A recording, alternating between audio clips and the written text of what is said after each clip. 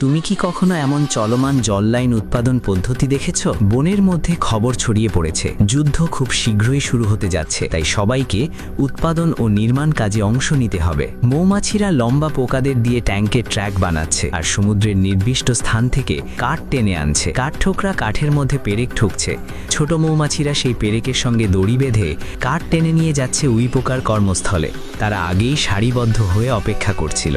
নেতার স্লোগান শুনে তারা যেন কাটার মেশিনের মতো কাঠকে টুকরো টুকরো করে ফেলছে। অন্যদিকে ছোট খরগোশ যুদ্ধের তহবিল জোগাড় করছে। ধনী বুড়ো ছাগল সেটা দেখে নিজের সঞ্চয় থেকে মোটা অঙ্কের অর্থ দান করল। যার টাকা আছে সে টাকা দিচ্ছে, যার টাকা নেই সে খাদ্য ও শ্রম দিচ্ছে। এদিকে পিঁপড়ের পরিবার ভুট্টা সংগ্রহে ব্যস্ত। তাদের কাজ অত্যন্ত সুশৃঙ্খল ও নিয়ম মান্ত্রিক।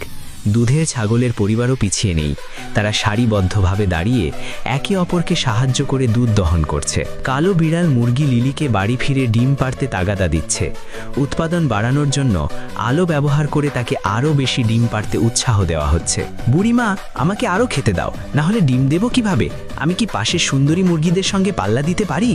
এটাই মোরগ ভাইল যান্ত্রিক ডিম উৎপাদন কারখানা। মুরগিরা সরাসরি বাক্সের মধ্যে বসে থাকে। উচ্চ তাপমাত্রার কক্ষ পার হওয়ার পর একবারই এক ট্রি ভর্তি ডিম পেড়ে ফেলে।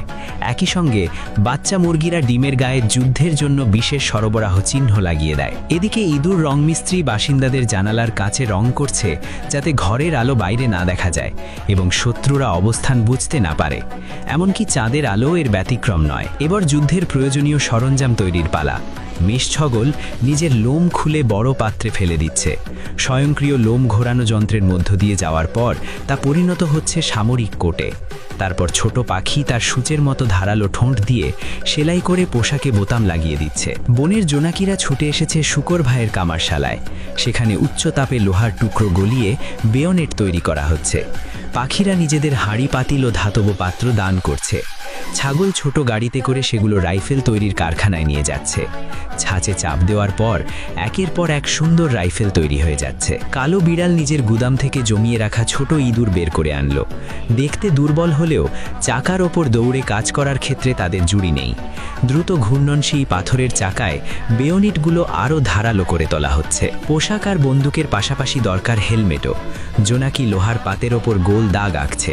কচ্ছপের খোলসের শক্ত চাপের মধ্য দিয়ে যাওয়ার পর হেলমেট তৈরি হয়ে যাচ্ছে। এরপর তৈরি হচ্ছে চূড়ান্ত গোপন অস্ত্র, অত্যন্ত শক্তিশালী কানন। টিয়া পাখি লোহার ড্রাম কেটে ফেলছে, আর খরগোশের কাননবাহী গাড়িও প্রস্তুত। বড় হলুদ পাখি কীটনাশক ছিটিয়ে পোকামাকড়দের তাড়িয়ে দিচ্ছে।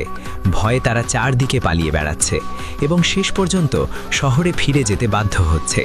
ফেরার পথেও খরগোশের কাননের প্রচণ্ড গোলাবর্ষণে তারা সম্পূর্ণ ছত্রভঙ্গ হয়ে যায়। অবশেষে সাদা পতাকা তুলে আত্মসমর্পণ করে।